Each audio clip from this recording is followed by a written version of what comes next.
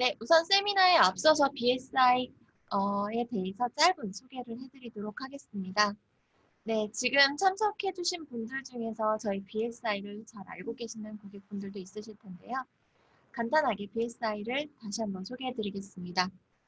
BSI는 영국 왕립표준협회로 1901년 세계 최초 국가표준제정기구로 설립되었습니다.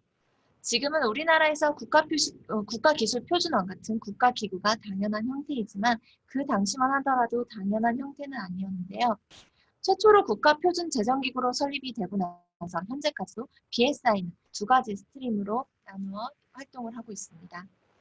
이제 한 가지는 표준을 제정하는 라인, 그리고 또 한 가지는 우리나라 BSI처럼 표준을 인증하고 교육하는 규격에 대해서 안내하는 라인으로 나눠져 있습니다. 1년에 매년 약 3천여 개 이상의 표준을 만들고 확산에 힘쓰고 있습니다. 네, 지금 보시는 바와 같이 저희가 처음으로 국가 표준 제정을 하면서 ISO 창립 회원을 맡게 되었고 유럽 표준화 기구의 이제 연구이사 자격까지 보유하고 있습니다. 현재까지도 이제 다수의 인증 규격을 제정하는 데 직접 참여를 하고 있으며 BSI는 현재 193개국 8만 4천여 개 고객사를 보유하고 있습니다. 이제 고객사는 다양한 산업군에 분포되어 있으며 지금 각 나라의 BSI 직원은 4,600명, 연간 3,100여 개 이상의 표준을 직접 개발하고 있습니다. 저희와 파트너십을 맺은 고객분들은 전 세계적으로 이제 미국 포춘 500대 기업의 50%, FTSE 100대 기업의 84%, 그리고 니케이 기업의 81% 등의 다수의 상위권 고객분들이 BSI 고객으로 유지하고 있으시며 총 8만 6천여 명의 이제 8만 6천여 개 이상의 기업이 고객분들로 이제 분포되어 있습니다. 네, 저희가 내부적으로도 많은 교육 프로그램을 진행하고 있으니 이제 많은 관심 부탁드리고요. 맨 마지막에 교육에 대한 안내도 다시 한번 드리도록 하겠습니다. 오랜 시간 동안 이제 표준을 제정하다 보니 이제 전 세계적으로 가장 많이 활용되고 있는 9,000일 품질 경영, 14,000일 환경 경영, 그리고 27,000일 정보보호와 같은 여러 가지 주요 표준들을 근거한 문서라고 이제 불린 표준들을 BSI 전문가들과 협업해서 많이 개발을 하였습니다. 여기까지 이제 BSI 소개였고요. 지금 이제 바로 세미나를 시작하도록 하겠습니다. 네, 이번 세미나를 진행해 주신 이정준 위원님을 소개해 드리도록 하겠습니다.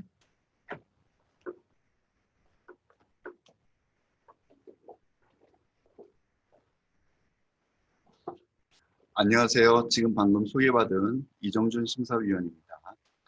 저는 지금 BSI에서 ISO 27000 심사원으로 지금 활동을 하고 있고요. 지금 이번 NIST 사이버 시큐리티 프레임워크에 대해서 BSI에 대해서 프로덕트를 이제 맡고 있습니다. 오늘 간단하게 NIST에서 사이버 시큐리티 프레임워크를 왜 만들었는지, 어떻게 구성되어 있는지, 그리고 어떻게 활용이 되는지에 대해서 간단히 말씀을 드리도록 하겠습니다. NIST 사이버 시큐리티 프레임워크가 이제 만들어진 그 배경을 이제 보면 오바마 대통령이 2013년도에 사이버 보안에 대해서 이제 심각하다라고 이제 느끼고 행정명령을 이제 발표를 했습니다. 사이버 보안에 대해서 좀 개선을 해라. 그래서 한 3,000명 이상의 이제 멤버들이 참여를 해서 워크숍을 이제 벌였고 그거에 대한 그 의견도 한 15,000개 이상이 나왔고 그래서 2014년도에 프레임워크 버전 1이 마침내 이제 발표가 됐고 그 이후에도 계속적인 업데이트를 통해서 현재 사용되고 있는 1.1 버전이 이제 발표가 되었습니다. 목표나 타겟은 일반 정보보호 쪽이 아니라 중요한 국가에 있는 인프라에 대한 사이버 보안을 개선하는 것을 이제 목표로 이제 만들었고 강제적으로 국가기관이 이런 것들을 다 수행하거나 이런 것들이 아니라 국가기관, 민간기업 이런 쪽에서 자발적으로 그 위헌 기반의 프레임워크를 도입할 수 있는 그런 기회를 제공했다 이렇게 보시면 되겠습니다. 초기에는 앞서서 오바마 쪽에서도 말씀했던 것처럼 주요 인프라에 대해서 초점을 좀 맞췄지만 그 이후에는 사이버 스페이스 쪽이라든가 민간 기업이라든가 여러 곳으로 전부 다 이제 좀 보편화돼서 좀 많이 넓어졌습니다. 그리고 미국 내에서만 사용하는 게 아니라 글로벌 그 서플라이망에서도 이제 사용하고 있고 이런 것들을 도입한 회사들도 그리고 그 사이버적인 공간, 클라우드 업체나 이런 데들도 많이 이제 보편화가 됐습니다. 그리고 지금도 정부나 산업계로부터 의견을 계속 수렴하고 있고요. 버전도 계속적으로 업데이트될 예정이라고 알고 있습니다. 애초에 이제 만들어질 때 NLST에서 이제 본 이제 내용이나 이런 것들을 보면 국가 주요 인프라의 보안, 그리고 레질리언스, 어떤 일이 있더라도 다시 원래대로 돌아오는 회복 탄력성, 이런 것들을 제공하고 안전, 보안, 사업에 대한 기밀, 프라이버시, 시민에 대한 자유, 이런 것들을 좀 증진하면서도 효율성, 혁신, 경제적 번영을 장려하는 사이버 환경을 유지하는 것, 이것이 목표로 만들어진 정책, 이것이 NIST에서 애초에 의도했던 정책적 의도입니다. 그리고 행정명령에서 나타난 것은 국가의 주요 인프라에 대해서 사이버 위협은 이제 계속 증가하고 있고 우리가 직면해야 될 가장 심각한 국가 안보 중에 하나다라고 그렇게 인식을 하고 있습니다. 국가 안보와 경제 안보는 이러한 위협에 직면해 있는 국가 인프라에 신뢰할 수 있는 기능에 달려 있다라는 게 애초에 나올 때 명령의 내용이었습니다. 그래서 미국 대통령 정책 지침에 따르면 지금 이제 말씀드리는 NIST 사이버 시큐리티 프레임워크는 국가의 주요 인프라 그리고 글로벌 공급망과 관련된 제품과 서비스를 제공하는 책임 있는 모든 규모의 조직하고도 관련이 있다. 쉽게 말해서 특정한 국가의 어떤 인프라하고만 관련 있는 건 아니다. 이렇게 여기시면 되겠습니다. 사이버 시큐리티라는 용어가 여러 가지 맥락에서 사용되면서 또 여러 가지 좀 다양한 측면으로 해석이 되고 있습니다. 사이버 시큐리티라는 게 NIST의 시큐리티 프레임워크 그 별첨에 보면 나와 있는 대로만 이제 말씀드리면 공격을 방지, 탐지, 그리고 대응해서 정보를 보호하는 프로세스다라고 그 문서에는 이렇게 나와 있습니다만 사실 이런 용어들도 어디에서 쓰는가에 따라서 많이 틀립니다. 예를 든다면 지금 사이버 시큐리티, 사이버 보안을 얘기하고 있지만 정보 보호하고 그럼 무엇이 차이가 나는 것인지, 정보 보호가 동일한 것인지, 어떤 것들을 사이버 시큐리티와 얘기하는지 혼돈스러운 경우도 있고 사용하는 사람마다 모두 다 차이가 있을 수가 있습니다. 보편적인 예의로 얘기할 때는 뭐 어떻게 구별을 하냐면 정보 보호다라고 할 때는 주 목적 자체가 정보 자체를 보호하는 것이 가장 큰 목적으로 하는 것이고 사이버 시큐리티다라고 했을 때는 그 어떠한 어택이나 이런 것들로부터 국가 기반 시설이나 아니면 이런 것들이 사회적으로 미치는 여파를 좀 더 완화시키고 방지하는 것, 그것이 가장 큰 목표라고 보시면 되겠습니다. 그 밑에 있는 OT 시큐리티라고도 있는데 OT 시큐리티는 우리가 잘 알고 있는 석유화학 회사 또는 발전소 이런 국가적 큰 기관이나 기업에서 어떤 서비스를 제공하고 있는 전원 서비스라든가 아니면 제조 서비스라든가 이런 것들이 잘못되거나 누출되거나 파괴되거나 이랬을 때 사회적 어떤 여파를 미칠 수 있어서 그런 것들을 방지하는 목적이 OT 시큐리티였습니다.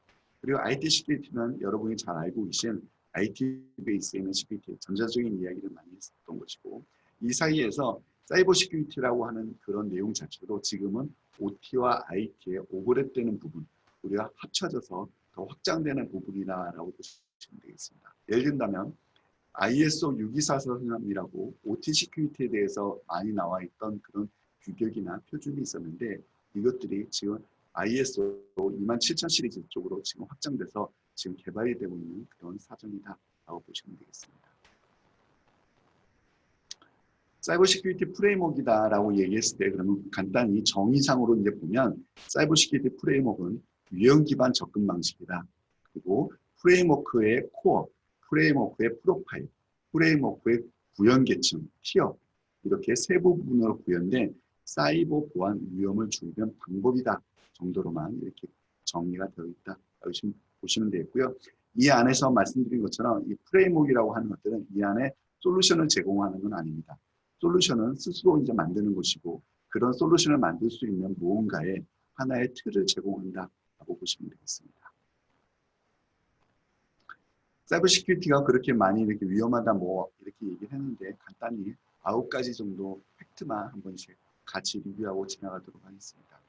2022년에 전 세계 사이버 시큐리티 소요 비용은 150조 원이 소요될 것이다 라고 같은 회에서 예상을 했고 2018년도에 피싱하고 소셜 엔지니어 공격을 경험한 그런 기업은 전 세계 모든 기업의 62% 정도는 경험을 했다. 그리고 경영자의 68%는 사이버 시큐리티 위험이 계속 증가하고 있다는 것에 대해서 염려를 표했다. 엑센초에서 이제 그렇게 조사가 됐다고 얘기했고요. 그리고 좀 더 의심스럽지만 그들이 발표한 내용 중에 또 하나는 뭐냐면 평균적으로 전체 회사의 5%의 폴더만이 보호가 되고 있다. 95%의 폴더는 노출이 되어 있다. 라고 이렇게 어떤 조사기관이 얘기했습니다. 그리고 2019년도 상반기 41억 개의 레코드가 이미 노출이 됐었고 사이버 시큐리티는 71%는 금품을 요구하지만 25%는 금품 요구가 아니라 기업의 스파이에 대한 그런 부분. 그리고 2005년부터 2020년까지는 11,762개의 보안 사고가 발생했고 이로 인해서 노출된 레코드는 16억 개의 레코드가 노출이 됐다.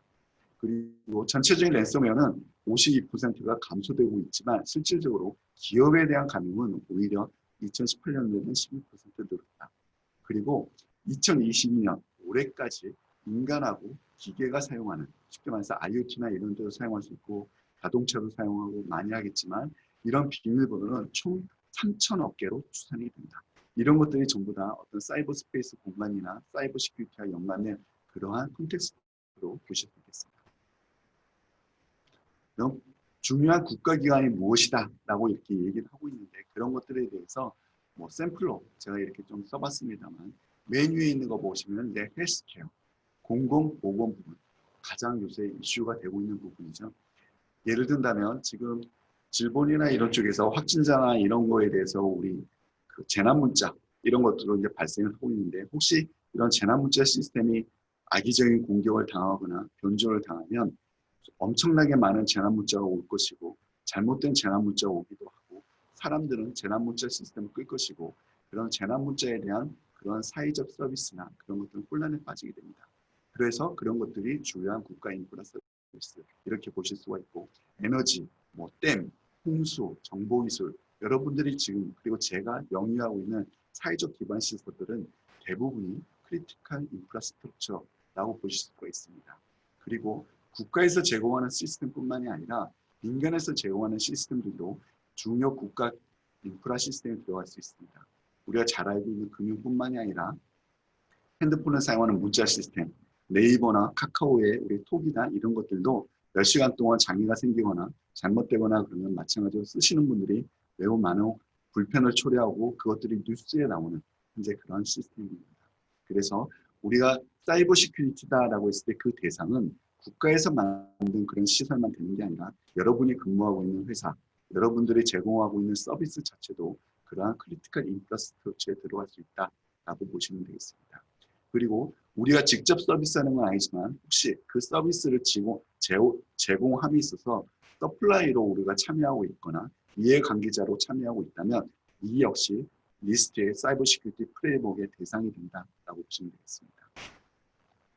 사이버 시큐리티에 대해서는 우리나라뿐만이 아니라 미국뿐만이 아니라 많은 나라에서도 이미 사이버 시큐리티에 대해서는 관심을 표명하고 그것을 이미 도입하고 있는 회사 나라들도 있고 이런 국가기관뿐만이 아니라 옆에 있는 것처럼 에너지 협회라든가 ISO를 제정하는 기구라든가 그리고 이것뿐만이 아니라 민간 기업들, 마이크로소프트, 시스코 그리고 우리가 잘 알고 있는 클라우드 서비스 프로바이더들도 사이버 시큐리티 쪽에 대해서는 많은 관심과 이미 도입을 하고 있습니다.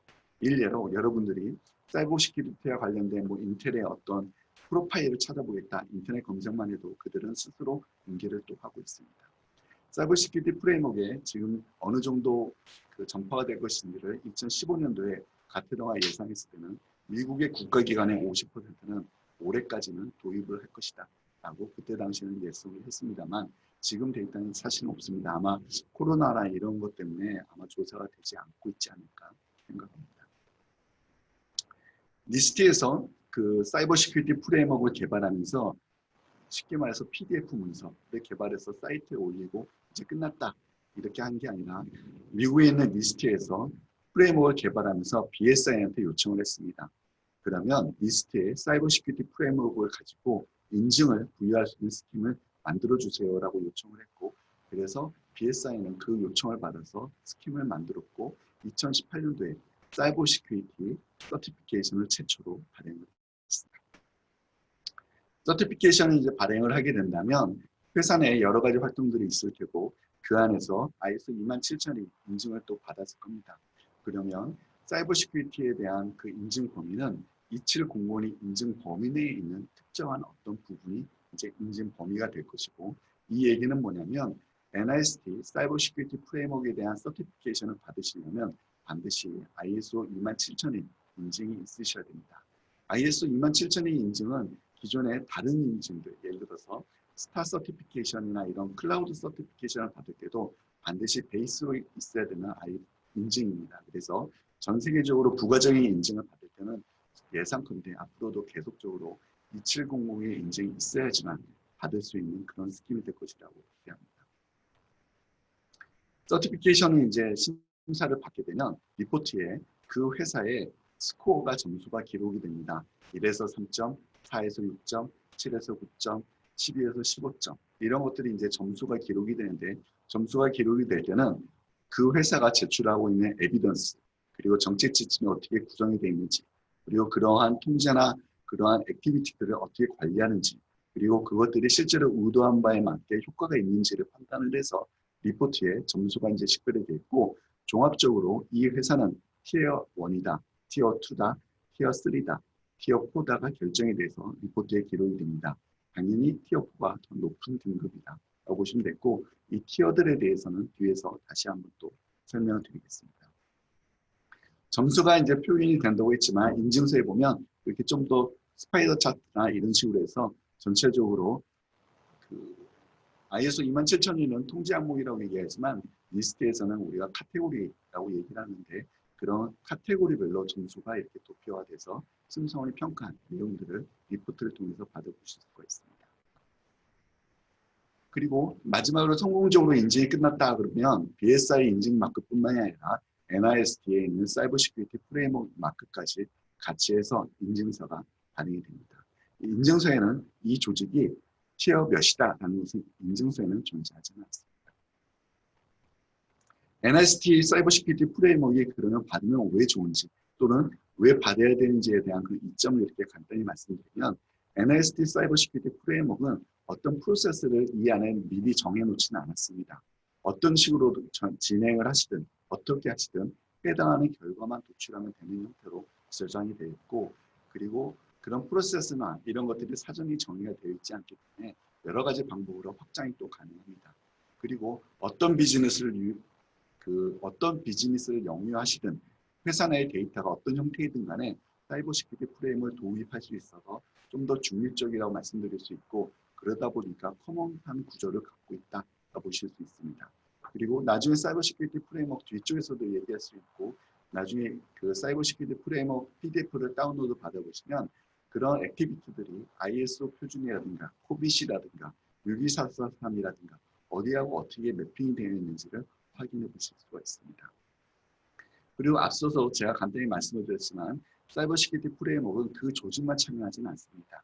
고객이라든가 이해관계자, 서플라이 체인들이 모두 같이 참여하는 그러한 프레임워크이다라고 보시면 되고, 회사 내에 다른 가지고 있는 많은 절차, 예를 들면 회사 내에 이미 가지고 있는 위험 분석 절차, 이런 것들하고도 통합이 가능합니다. 당연히 이렇게 사이버 시큐리티 프레임워크를 도입하시면 고객 신뢰도가 향상되지 않을까. 네, 저희 다음으로 트레이닝 아카데미. 아까 전에 시작하기 전에 이정준 위원님께서 저희 트레이닝에 대한 부분도 말씀을 해주셨는데요. 2020년도 저희 12월 달에 12월 23일, 24일 이틀에 걸쳐서 NIST 사이버 시큐리티 프레임워크 실무 교육 과정을 개최 예정입니다. 사실은 그때 돼서 이제 코로나로 이제 원격으로 진행할지, 온라인으로 진행할지, 오프라인으로 진행할지는 아직 결정이 안 났는데요. 일단 트레이닝은 개최될 예정이오니 많은 관심 부탁드리고요. 네, 온 오프라인 동시 진행이 가능하다고 하네요. 이제 그때 돼서 이제 저희 교육장에 한번 오셔서 교육을 받으셔도 괜찮으실 것 같고요.